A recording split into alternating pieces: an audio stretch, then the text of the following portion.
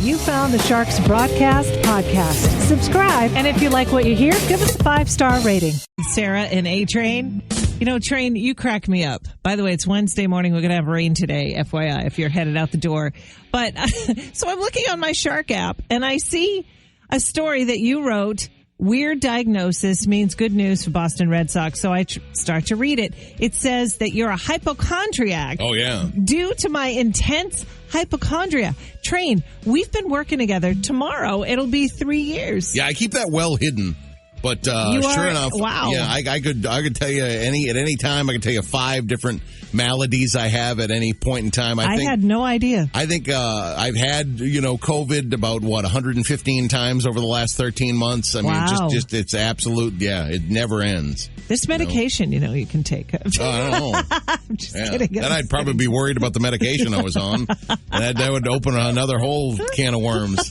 Well, anyway, there's a Red Sox player who got what? Yeah, it was Matt Barnes. This was big-time news here because he got shut down. He had a positive for COVID-19. Tested positive for COVID-19. This is the weirdest thing. Out of the blue, like 2 days later, they say, no, it's okay. He's a non-infectious positive. He's not a false negative. He's a non-infectious positive. I said, what is that? I've never even heard of that. The only thing I can think of, because they've got pretty extensive data from people who have, been infected with COVID after being immunized. Yeah. And it's so minute. Like the infection is just so small and existent. Yeah. Almost. That's almost sounds like that. And I almost wonder if through HIPAA, like a privacy thing, he probably needed...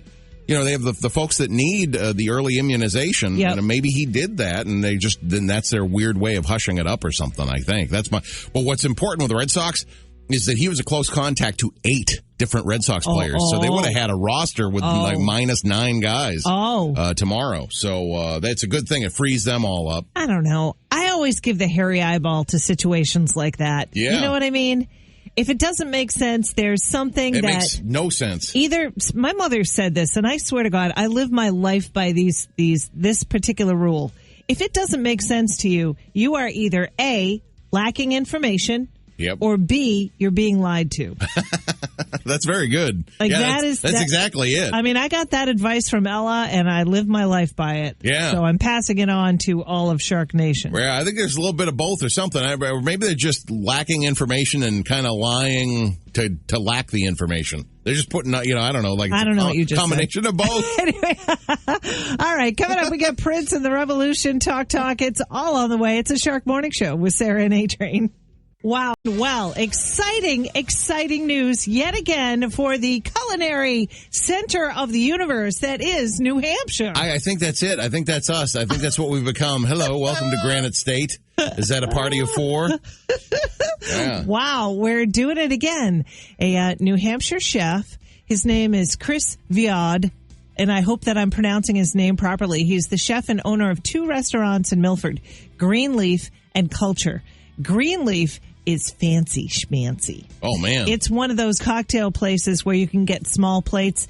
Any restaurant that you can get a small plate, that's a fancy place. It's beautiful. And the building is from the middle 1800s. Yeah, it's pretty cool. The outside, sure enough, it looks like the 1800s. The inside's it's stunning. I love it when they do that. Yeah, my dad is from Milford. My mom is from Milford. My dad's from Wilton. So that's kind of my hood. My brother had a restaurant in Milford. He knows this guy, Chris, my brother John.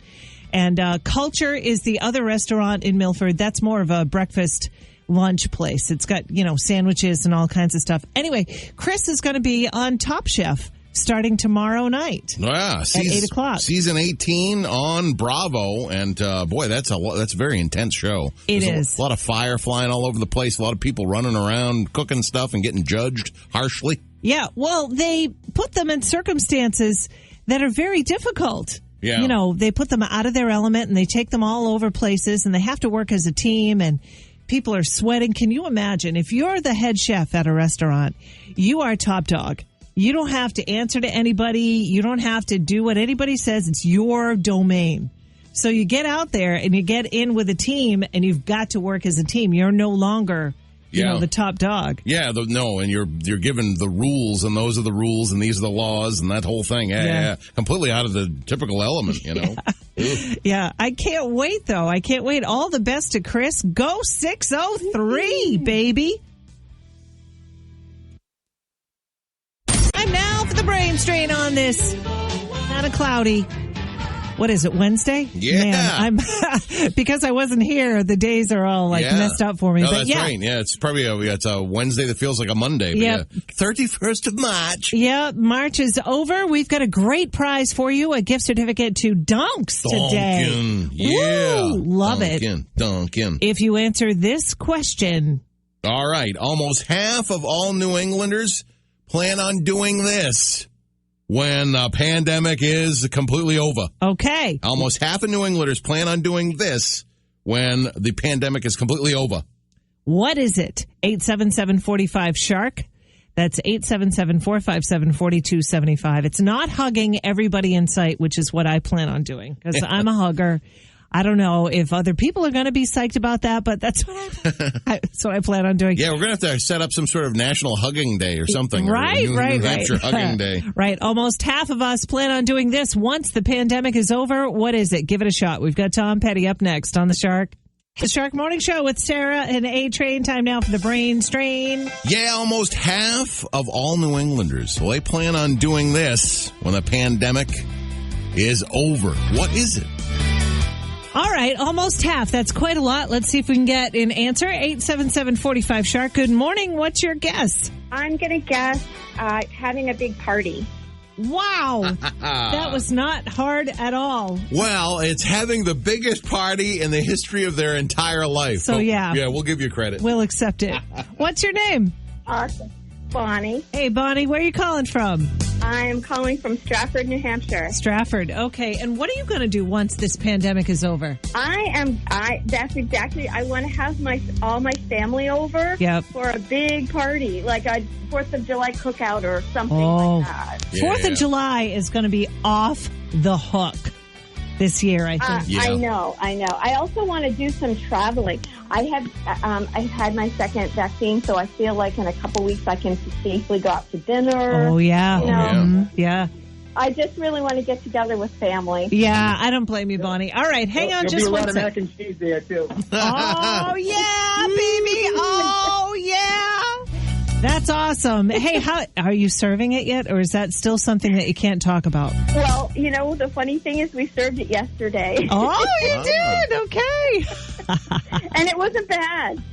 He didn't use, the guy who cooks it didn't use the regular cheesy, saucy stuff. He actually made a cheese sauce. It wasn't bad. All right. I mean, it wasn't great, but it wasn't bad. Man, you got to work on that mac and cheese game. We're baby steps. We're getting there. All right, Bonnie, you hang on just one sec. Thank you. We're keeping Bonnie's location a secret. That's it. Yeah. But anyway, throwing a big party with cheesy, creamy, delicious mac and cheese. That sounds like a great time to me. Yep. Yeah, that could be. This could be the biggest July 4th ever. It's I know. Be. You know what we're having trouble with in our family?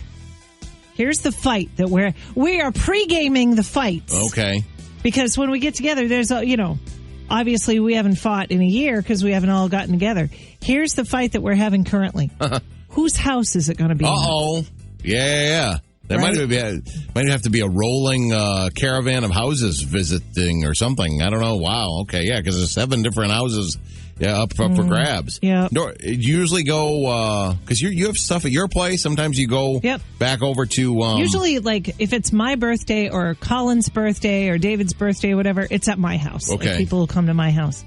But, like, the traditional overall holidays... That's usually never at my house. That's always at my brother's house or my sister's house or somewhere. Okay. Yeah. Closer to like the homestead. Well, yeah. Kind of. Yeah. So anyway, congratulations, Bonnie. We will send you a Dunks gift card for your participation and your correct answer to the brain strain. We'll have another one for you tomorrow at 7:31. Welcome to the show. Thanks so much for being here. Oh, man, I didn't even tell you what happened to me on Monday. I'm telling you, Sarah, you know how you just learned that I was a hypochondriac? One thing I learned about you in the last 3 years is that you live in Raymond. And Raymond is Power Outage Alley. Yeah. Oh, wow. Yeah, it is.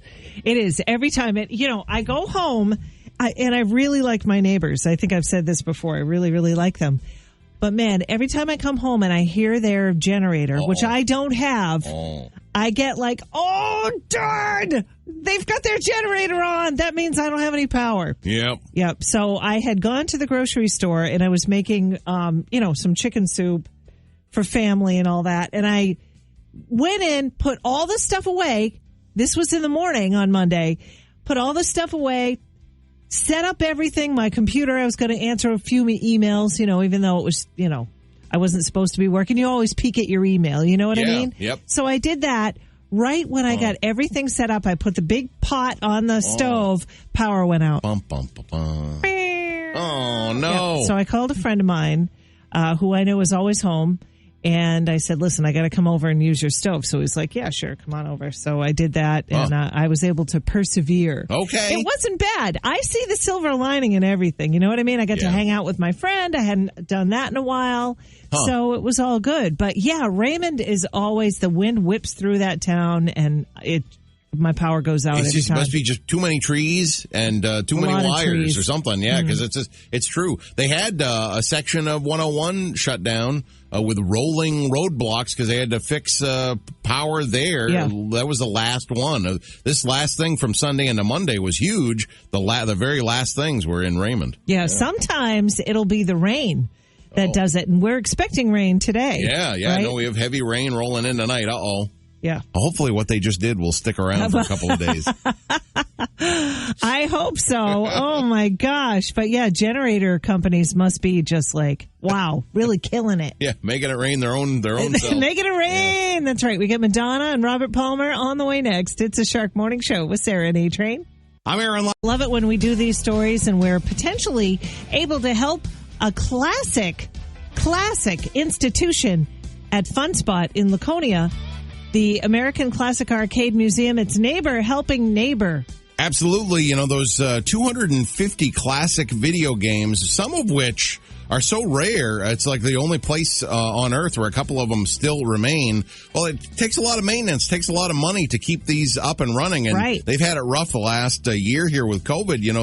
The people haven't been in there nearly as frequently. So, there's a GoFundMe page for the the American Classic Arcade Museum. I call it the ACAM. I wear their the ACAM. I wear their T-shirt all the time. You do. I know. Well, what if like a little, you're playing pinball and one of the little paddles breaks? What are you going to do? You got to get it repaired. Yeah. Can't get it repaired without any money. Yeah, those screens are the old cathode ray screens too. So when those pop out, they're getting a rarity. So. Oh, you know what their biggest bill is? I bet electricity. Oh yeah. Yeah, there's a lot of juice to get those things going. Oh, my gosh. So just go to the Shark app if you want to help out. They do have a goal of $50,000 to keep their doors open. So the Arcade Museum is a part of Fun Spot. They're already up to almost $38,000. Wow. So that's great. A lot of neighbors helping neighbors there. Absolutely. Exactly. Nice segue. Train, Neighbor Helping Neighbor segment of the show brought to you by Jay Iannini of State Farm Insurance. Here's what's trending. $10,000. It's a Shark Morning Show with Sarah and A-Train. Win Cash, Bring It to Cash is coming up on Monday. Yeah, 10 chances a day, 10 code words. We got them for you starting 8 a.m. right through 5 p.m. I get my spelling all set and ready to go, Sarah. Okay, good. Got to work on those code words now. How many burritos do you think? Like, your favorite burrito place is... I love all burritos. I love the place, Las Olas Taqueria in that's pretty good. Exeter. I would say Dos Amigos is pretty great. Wonderful. All over the seacoast. Yep. Margaritas makes a heck of a burrito. Cinco de Mayo, our buddy down there on Central Avenue. Anyway, how many burritos do you think? 47,500 burritos. Oh, you're lowballing it. 60,000 burritos, approximately. I'm picturing like this pyramid, like a mountain of burritos, and I'm smiling. You could also buy 142 pair of Skechers sneakers. Okay. Those things are expensive. Oh, yeah. You can only buy 142. That's for the extra luxury and the extra width. Oof. Yes. Those people on QVC, they don't fool around. Ah. Is that right? I don't know, it seems a little low. Don't you think? Sketches? I don't know. Howie Long, of course, the Charlestown, Mass native and spokesperson for Skechers. Oh, he is? He makes him look, makes him look very comfortable. Howie Long? No kidding. Yeah. I would think, well, whatever. It doesn't matter what I think. Yeah, 142. Okay. Pair. Those things are, they're about $70 a pair. Wow. Okay. But anyway, you could buy, I mean, really, how many do you need? And then how many maple squares at Harvey's do you think? 52,000? 5,000 maple squares. Oh, wait a minute. Okay. I think that's what I meant. I think I meant 5,200. Oh, awful with math. No, you're very good with math, actually. You just, added an extra zero there. Okay. But anyway, when cash starts, spring into cash, it all starts on Monday. Download that Shark app so you are ready. We've got Loverboy on the way. It's the Shark Morning Show with Sarah and A-Train. Heard about Who are you? Who are you? Who are you? Well, the Shark Morning Show is Sarah and A-Train. It is time to play Who Are You? What you do is you pick a celebrity. You give the other person 3 or more clues. Try to figure out who that celebrity is, and that's how you play. Marching through March. This is it, the last day of March. So my military movies and the biggest stars from military movies, that theme, it ends today, sadly. Oh, I will miss it so. So sad. And this actress is from a 1992 military movie, and she was actually a star of another military movie that I'll use. Demi Moore. How do you do that? Who are you lately? It goes 2 ways. I go she or he, and then you get it. Or then at the end of it, I go, her name is Demi Moore. Demi Moore. And then I have to, right. That's the way it goes lately. It's the weirdest thing. Yes. Demi Moore, the 1992 American legal drama, A Few Good Men. I was going to use all that. I love Demi Moore. Okay. I love her. I just think she's... Actually, my clue was, G.I. Jane. She was in G.I. Jane. That was going to be a follow-up clue. Life goals, to look like G.I. Jane. To look like Demi Moore in the movie G.I. Jane. Always been spectacular shape. Oh, man. She's something else. Sometimes she's too skinny. She is. I've seen pictures of her that's like way too skinny. However, she was really fit in G.I. Jane. All right. Your actor, it is his birthday today. It's a big one today for the Scottish actor. Oh. He was born upon this day. So if he turns 50 today, do the math. It's 19-something. Yep. Let's see. 50 years old on this very day. Yeah, he must have been 71. I don't know. 1971. In Perth, Scotland, he was born. Scottish actor who was 50. Oh. I will tell you, I heard of this actor at the first time. I'm going to say it was around the same time in the 90s, well, maybe a little bit later, 1996-ish. He starred in the movie Train Spotting. He was one of the lead characters in Train Spotting. Is it Ewan McGregor? I will give you one more clue and then I will answer. Okay. When he was filming his role for Obi-Wan Kenobi, he kept getting carried away during the lightsaber scenes by making noises. Oh, nice. Despite George Lucas continuously reminding him all the sound effects would be added in post-production. It is Ewan McGregor, ladies and gentlemen. Boy, we were both red hot today. Red hot. Yeah. Happy birthday to you, Ewan. I love him. Good. Yeah, I really he's terrific. Just loved him. He actually looks quite a bit. You can picture him as a young Obi-Wan Kenobi. The gentleman who played Obi-Wan Kenobi, whose name escapes me, and I'm glad it wasn't the subject of Who Are You? What, the old guy? Yeah. I don't remember either. I can't think. Alec Guinness. I couldn't think of Alec Guinness. Yeah, my life could have been at stake. I never would have remembered that. Billy Joel coming up next on The Shark. Sarah and A-Train, what was your favorite part of today so far? I'm always happy about talking about ACAM, of course, the American... I was going to say casino, the American arcade. Yeah.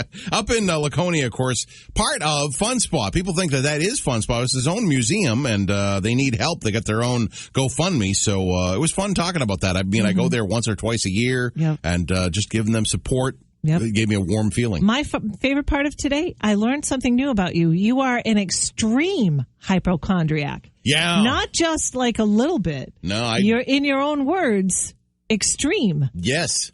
Every single minute of every day, I focus on a bunch of probably what I'm assuming are imagined maladies and diseases and serious situations with my health that are just always, every time, my poor doctor, he always has the guys that don't ask questions, no, that's not me. I ask thousands and thousands of questions. That's okay. Yeah. I'm sure he's fine with that. He or she. It's fine. Yesterday I missed was National Doctors Day. Mm-hmm. And I have to say, I have to give it up for the doctors recently in my life, specifically Dr. Janet Perkins of Garrison Women's Health. I love you. I have loved you, Dr. Perkins, for decades. She knows this. She came to one of my significant birthday parties. She's just the best. So I missed National Doctors Day. Wanted to give her a shout out there.